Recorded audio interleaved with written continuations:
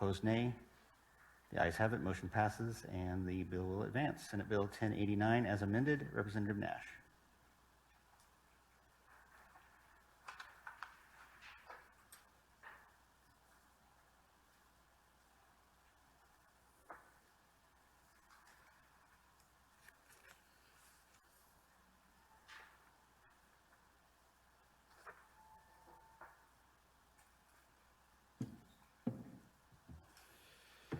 Thank you, Mr. Chairman. For the record, I'm Representative Colin Nash, District 16, Boise and Garden City. Before you is Senate Bill 1089 as amended.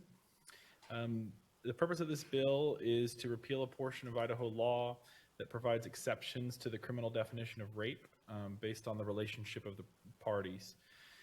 This bill updates Idaho law to define rape the same regardless of who's involved by repealing section 186107, and it also amends the state's definition of rape to ensure that those legally married cannot be charged with statutory rape. Idaho Code 186101 defines rape as occurring under any one of 10 circumstances under Idaho Code 186101.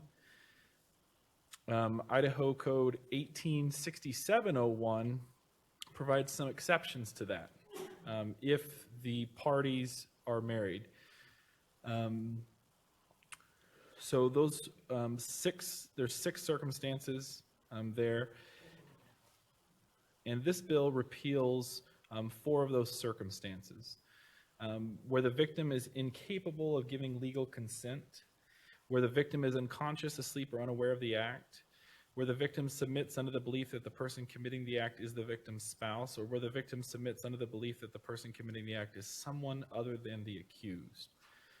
So what this bill does is, right now there are several exemptions under our rape statute that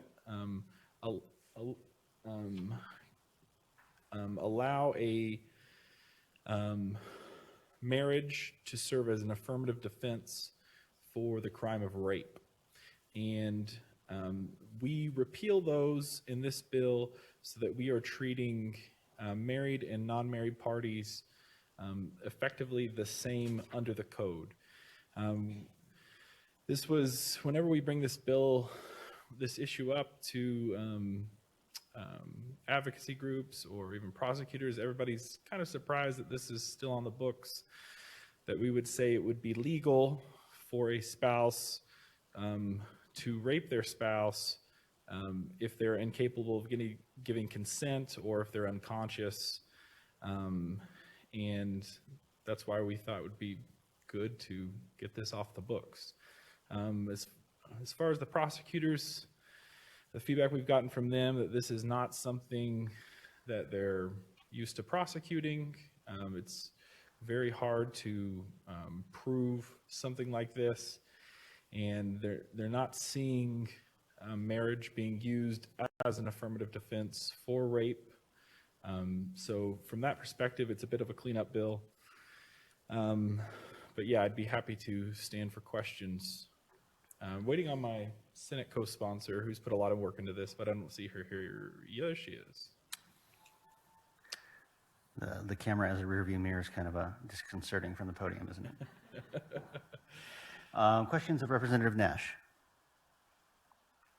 Seeing none, thank you. Senator Wintrow, did you want to make any comments on this legislation?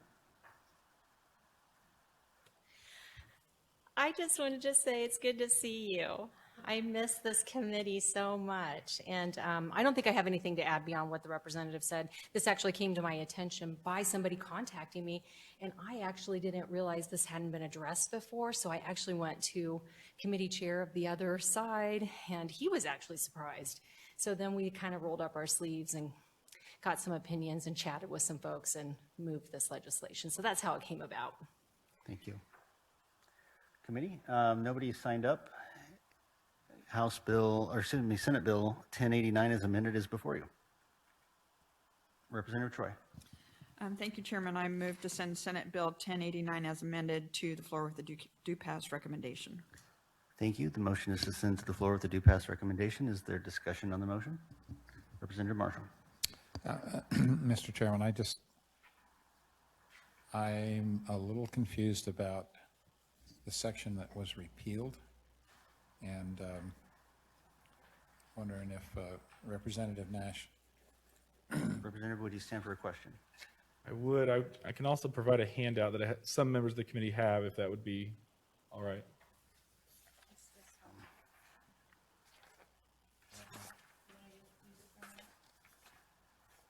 So if you look on the bottom of your handout, it has the definition of rape, and there are 10 circumstances. The highlighted circumstances are the defenses. A spouse could not be convicted for rape under subsections 1, 2, 3, 7, 8, and 9. We are repealing all of those exceptions, but we are putting in 1 and 2 back in the current definition. So effectively, 3, 7, 8, and 9 can no longer be affirmative defenses to rape.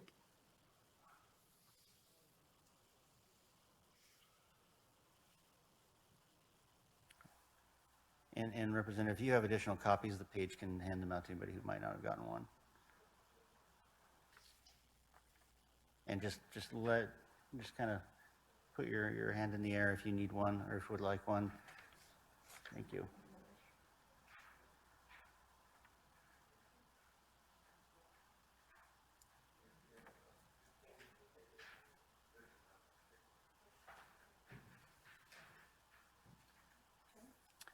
Please.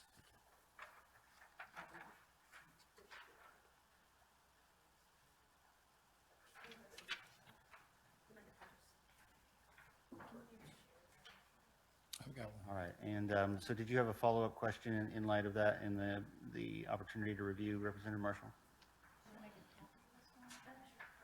Well, Mr. Chairman, it's been a lot thrown at us here, and this seems like an extremely important thing that I'm not comfortable without just a little bit of time of, walking through it in my own mind. So, not quite sure what to say. Representative Nate. Oh, did you say me?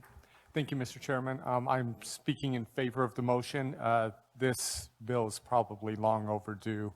I have constituents who have talked to me specifically about this issue under tragic circumstances, and this bill fixes a problem that has unfortunately affected constituents in my district. Thank you.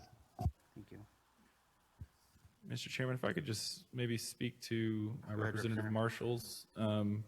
Just if you look in the middle of the page on the handout, those 4 bullet points, this is effectively what we're doing. We're saying that under those 4 circumstances, a spouse will still be liable for the crime of rape if rape is committed under those circumstances.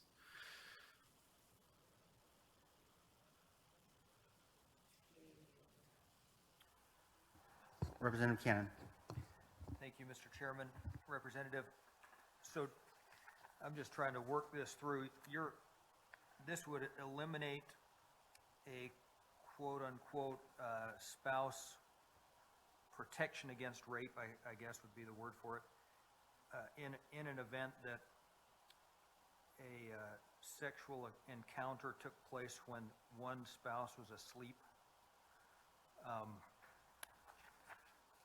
I'm trying to wrap my head around that and kind of figure out if that's going to lead to problems. Address what would happen if let's say a former spouse that isn't on real good terms reported a rape that had happened during the marriage with an allegation that he or she was asleep when it happened. Representative Nash. Yeah, I would say that Well, first of all, I just want to iterate that, I mean, a sexual encounter with a victim as asleep is rape.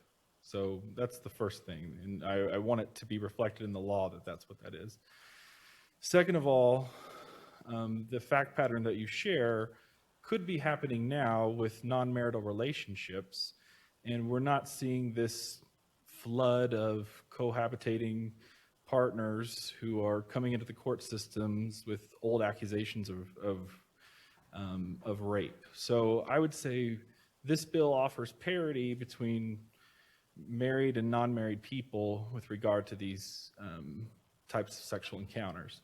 In addition to that, this is why, I mean, you know better than I do that this is why we put the burden on the state to prove something beyond a reasonable doubt. Talk to any prosecutor, he said, she said, circumstance, set of facts between partners with regard to rape is a very, very difficult thing to prove beyond a reasonable doubt. So I trust our court system to treat married people just like they're currently treating unmarried people, and that's the best defense I think we have against false accusations of rape. Second question. Go ahead. Thank you, Mr. Chairman, Representative. And so, can you give me just an example or two of what is going on right now that is unfair, that would be cleaned up by this change? Representative Nash. Would you like to speak to it? If I could defer to Senator Wintrow. Senator, do you yield? Come on up. Representative, would you repeat your question? Yes, I'm just wondering if there are examples of actual things that are happening now that are unfair or that the statute doesn't cover appropriately that would be cleaned up by this change. Yeah. Go ahead. Mr. Chair and Representative Cannon, let me back up a little bit about how this came to be, and I think that might help answer your question a little bit. And forgive me if I go on a little too long because my blood sugar's low today. Darn it, I should have had an orange when I came in. As Representative Nate said, well, let me back up even farther. When I did my research on this bill, I actually asked the research librarians, give me the history of how this came about. And I had, I think Representative Nash has it, an inch-thick stack of the research on this bill when I printed it. It was first introduced in 1977, when most states were actually grappling with eliminating spousal rape laws in the country. Well over half the states have now repealed all these laws. Why? Because law it basically communicates our values. Just like the constituents calling Representative Nate and me, why in the world do we have a law on the books that grants an exception for somebody in a relationship that would otherwise be criminal if you weren't in that relationship? Especially, as a prosecutor might tell you, the burden is on us, right? Now, I asked the prosecutors, how many of these are you really dealing with? Not many, right?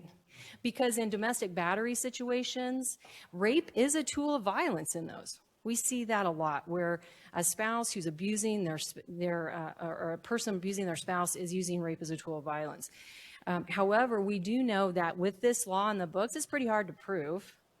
And so probably prosecutors are looking at the domestic battery statute instead. So to me, repealing the law I don't know that many men are sneaking into the bedroom and doing that while their wife is asleep. But if they did, that's rape. And the one person that did contact me said, that's what's happened to me in a domestic abusive situation. And she was really upset for obvious reasons. So I think it communicates to the state and our constituents, we do not tolerate crime based on relationship. That no matter what the relationship, you have your day in court just like everybody else, and we'll prove or not prove it. Does that make sense? Am I answering your question? Sure. Maybe? Sure. Thank you. Any other questions for Senator Wintrow before she leaves? Seeing none. Any for Representative Nash before he returns to his seat? Seeing none, come on back. Committee, the question is, shall Senate Bill 1089 as amended be sent to the floor with a do pass recommendation? Further discussion on the motion? Representative Cannon. Just to indicate that I will be supporting it today with the caveat that I'm still going to give it some thought, and I haven't decided how I would vote should it see a vote on the House floor. Thank you. Seeing no further discussion, Representative Young? Maybe I'll make the same caveat, since I'm jumping in here at the very end, I caught part of it, and I do think Representative Nash, he did at least show it to me, and I did have the chance to glance at it, but I look forward to hearing some of the answers to the questions that I'm sure were asked. All those in favor of sending Senate Bill 1089 to the floor with a do pass recommendation, say aye. Aye. All those opposed, nay. The ayes have it, motion carries, and the Senate bill is advanced. I will turn the gavel back over to Representative Harkin.